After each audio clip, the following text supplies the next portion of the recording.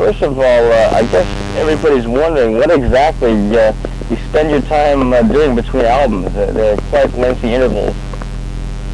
Yeah, most of the time I spend, I've been spending in the last 3 years, I've been doing a lot of acting and working on the stage in plays and doing film parts, which I've got 2 more to do now. I just finished one and trying to write.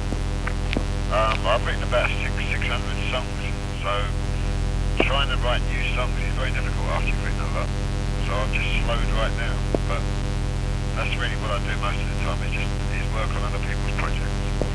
How is it that you turned to acting? Was it because you started to feel like you had kind of done it all as a musician? You say you've written 600 songs.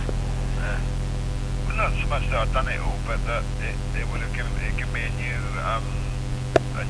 opening, a new kind of outlook on life. And I hoped that working with other people's words would, in fact, get me back to writing my own words again, which is the case. I mean, I've been writing lots of songs as well. I haven't really, I don't feel like I've got a very good collection yet, so I haven't made an album for a while because I just really want to make a good one. I made a few bad ones. Well, how exactly did the acting begin? Why did the roles start coming in? Well, the first one was, I got a phone call about 4 years ago from Vanessa Redgrave asking me to do a charity show of a 15-minute version of Hamlet, and I did that and I enjoyed it very much. It was only just one show for charity, and then I met my agent, who's still my agent, about 4 years ago, and she just started placing me and letting people know that I was interested in doing small parts, to learn really, not exactly really cameos, but just small working parts. And I did a part in a movie with Bob Geldof's last film, which was called Number One. I don't think it went out of England, but that was a start. That was the first thing I did. Then I got a part in the Polanski film, Pirates, with most of which is on the cutting room floor. And I got that in little bits and pieces, and then I got a play about a year and a half ago, which I thought was good learning thing. So I did that. It was out in the provinces in Watford, near London, which is, to learn in the shade, as it were, is much easier than learning with a great big spotlight on you. So I've been doing that. I did another one. We've just been touring England with it, an English play on Road, about the unemployment situation in the north of England. I spent most of this year doing that. I finished about 3 weeks ago. And it's good to have some, I'm 45 nearly, and to have another string to your bow. I noticed that actors can go on forever. Laurence Olivier, I think, has just retired at the age of 80. So I think it's probably, I don't really know if I want to be a rock and roll singer when I'm 60. Although Willie Nelson's doing all right. That's right. Had the acting always been something you'd wanted to do, or was it rather sudden? Well, no, I've always wanted to, but I never really thought of it. I didn't think that I was necessarily going to get any parts, because for one reason and another. I mean, partly because of being disabled, I didn't think I'd get very many parts. I did a part in a movie in Greece last year. The director came over, and he said, my agent phoned up and said, "Can you ride a horse?" And I said, "No." Then I got a phone call an hour later saying, "Can you ride a motorbike?" And I said, "No." I got a phone call an hour later, and she said, "The director wants to know if you've still got a face." I went over and did it, and he used 4 different doubles for all the things I couldn't do. And I figured that once, if you can make Superman fly, I couldn't do anything. I play an acrobat, I think. I play a tightrope walker in the Greek film, which is really, really zany for me.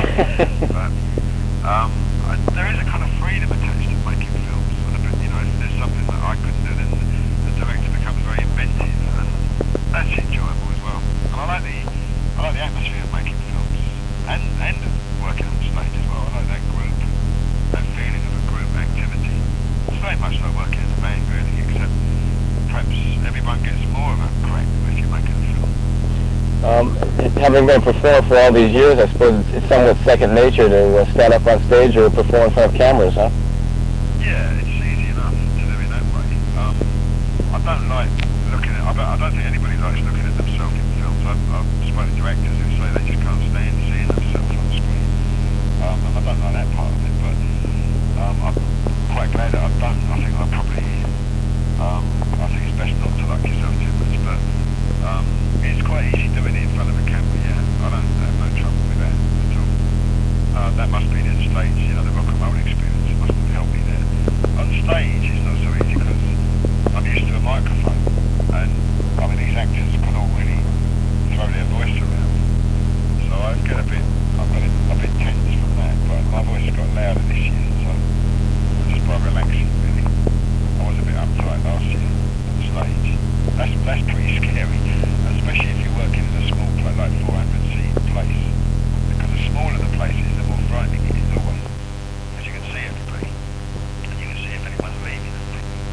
If you're working on a concert at Hammersmith or somewhere in England, there's too many people to really notice anyone at all. You just see a sea of faces. But working in a kind of 400-seater theatre is quite scary. I think that's good for me, isn't it? How has the response been to this latest career of yours? Well, it's been alright so far. I'm not. I'm still really learning, and we have an expression, keeping our head down. I haven't done anything that's really been that attention demanding yet, because I'm still learning the trade. I've got hopefully this film in August is beginning in. I don't know if you know Bob Hoskins, who's just been, he's just been getting a very popular actor over here. He's directing a film about gypsies, which I've got quite a big part in. So maybe I'll get some reaction from that. So far it's been okay though. I'm getting more parts. I'm doing it as an actor rather than as some rock and roll personality. How about the musical press? How have they been reacting to you as an actor? They've been very supportive actually. They've been very nice. Because the kind of films I like making, the kind of work I like doing is really the kind of more towards the arty side of the film business rather than the commercial James Bond type of films. Although I did a part in Bob Dylan's latest movie, I did a little cameo in that, and that was good fun. But I'd much rather work with a small crew, and even on 16mm really, just to keep it sweet. And those kind of movies are supported by the music press over here. How about the musical career? What sort of effects have your acting career had on your career as a musician? Well, they've slowed down the concert side of it a lot. We make occasional forays into the studio. We do little bits and pieces. Like somebody might phone up from the BBC and want a song, and I do one of those about every 3 months, and I'm slowly collecting them together. So we got about 5 items that I've written for various television programs or what have you, and I've been writing with Chaz and Mickey Blockhead for quite a long while, for the last 2.5 years. We're just storing songs up really, and I've been writing a couple of songs for the theatre as well. I've got a couple of songs at the Royal Court Theatre at the moment, in a musical, in a straight play about the city of London, about the money dealers, and the National Theatre have asked me to write a musical. So what I'm going to do is concentrate on collecting the songs. I've got about 35. Knocking on for 40 songs. I need about 40 to get a guaranteed 10 good ones. And I haven't had the time to do that this is the first time I've had to do it for 8 or 9 years. And having that luxury to take your own time and not have to push out things into the circus is really good, because it's the only way I can guarantee to get a good album, by rejecting songs and editing them and selecting them rather than just the old album filler syndrome that we all suffer from. If there's momentum and if there's an audience waiting to get you in the charts, you'll do an album with only 3 good songs and 7 lousy ones. And hopefully I'm writing good songs, and we'll be recording, I should think, within 3 months I hope we'll start recording anyway.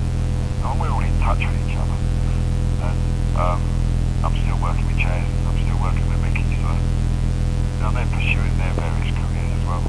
I always wanted the blockage to be a kind of a base, a home base, where everyone would be free to go off and have adventures and come back to the fold every 6 months or so, and we could go and do some gigs. I want it to be like a college of rock and roll. And it's not really worked out as good as that yet, but we're still, it's all the original guys that are coming over, so we're still together. So you never get any pressure from them saying, why don't you stop the acting for a while, just concentrate on making some music and let's get busy. That pressure, but at the same time, I show them what I've been doing. I write, the songs I've been writing, and they know how the best album we made took about 2 years to write before it was recorded, and it was the same selection process. So that, and we've made the albums since then that weren't so good, and we've been out on the road with them.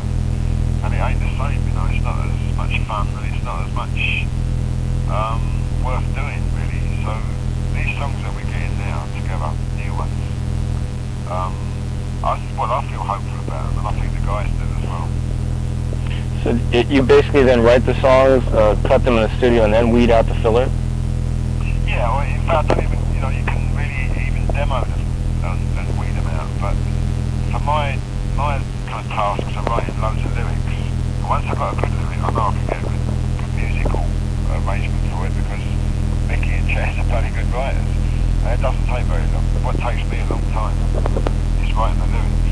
And some of the lyrics, my better lyrics, took 6 or 7 weeks each to write. And if I was writing full-time, high-quality stuff, it could take, I could maybe do 10 really good songs in a year anyway.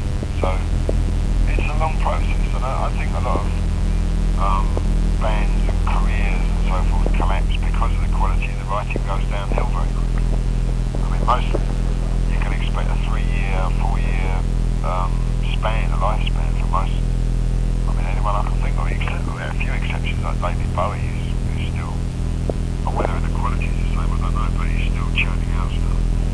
But bands that are very popular, like the Specials or Madness or whoever over here, have a 3.5-year lifespan because your work goes down. Very difficult to sustain the kind of freshness. A lot of people would say that someone like Elvis Costello has very successfully sort of maintained that high level. Would you agree? I would agree, but I don't know whether he's got that. I think maybe a year's sabbatical maybe he's already had a year's sabbatical for all I know. But I see there's a difficulty to it almost becomes repetitive if he's not very careful. He's sustained a very good career and it's working for him, but that kind of ultra excitement and that ultra freshness I don't know. From a musical viewpoint, we could basically say that in your case it's Ian Dury and the Blockheads as opposed to just Ian Dury then, right? Yeah, sure, yeah.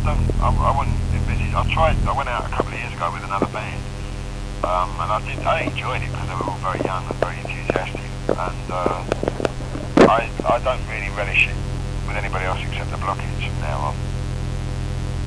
You talked about Chaz and Mickey. Who else is involved this time?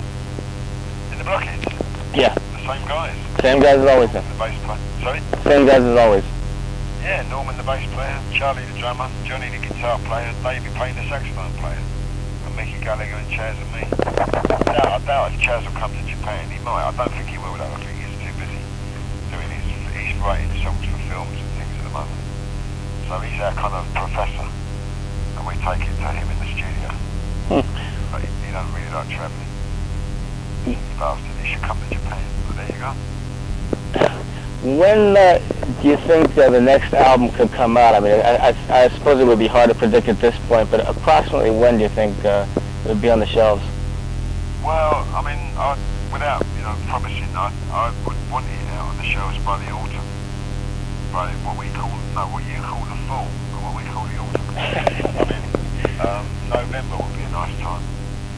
I would love it if it was out in November, and I'm now, in fact, I'm about to sit down and put me list. What I write is lists of songs that I've written, and then juggle them around and see if there's an album there yet.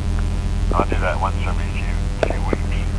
Well, I'm about to do that in a minute. So if I know that there's an album's worth of lyrics here, then we can plan it and program it, and then take it in the studio, and really whack it out, you know. Because the best way, I think, to record is to record very quickly, having planned it well. That way you don't get all turgid and bogged down. And we've done the bogged down. We've spent 3.5 months in the studio once, and I mean, I'm sure three of those months were a waste of time. So I'm going to have a look this afternoon. But I mean, if it was all there, it would.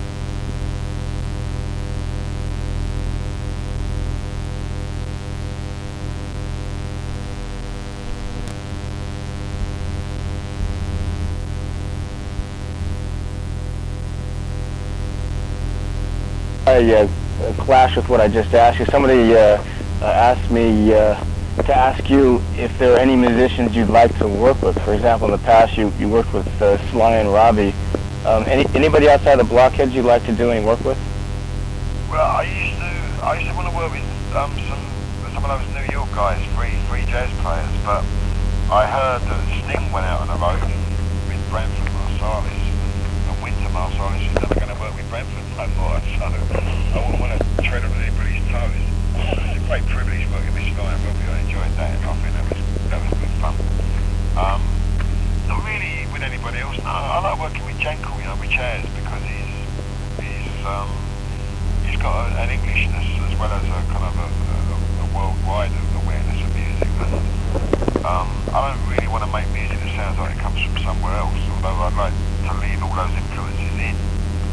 But I don't really want to make music that sounds like another kind of form of music. So, in a way, like the way that me and Chaz and Mickey work together is good enough for me.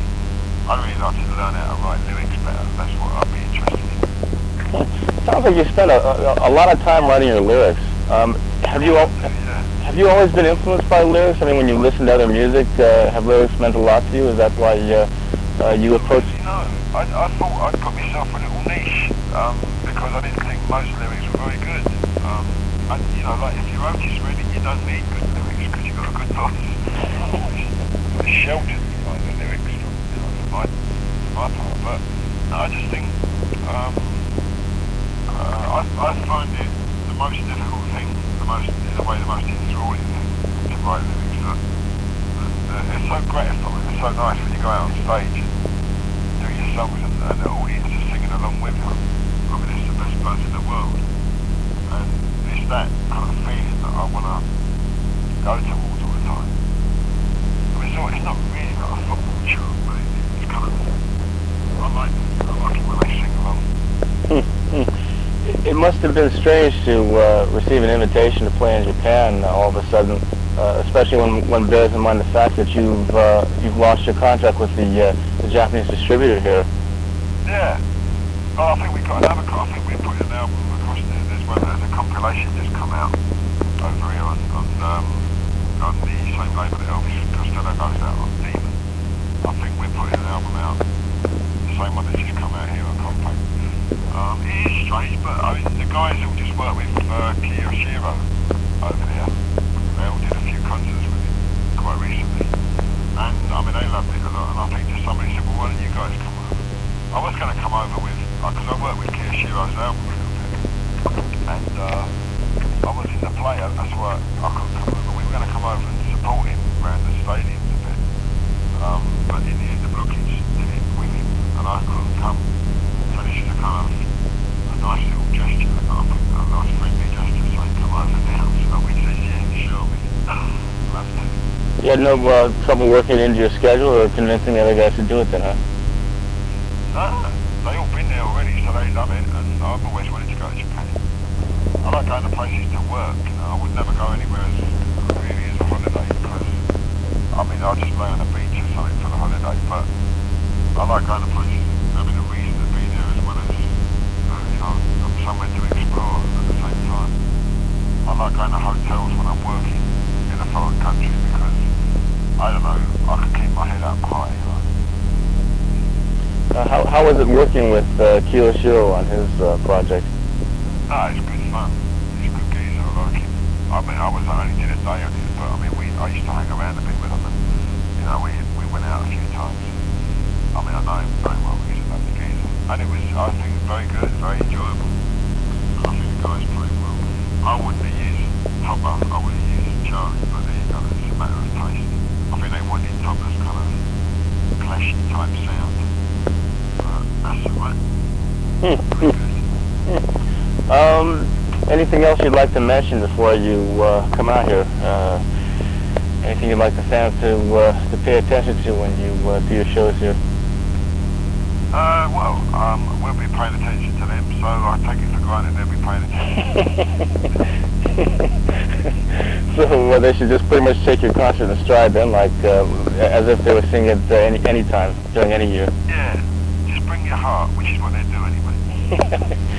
Okay, well, I thank you very much, and like I said, when you get out here, hopefully we'll have a chance to do more of an in-depth job. Cool. All right, Steve. All right, well, it's very nice talking to you. See you out here soon then. Sweet. Okay then. Bye. Bye-bye.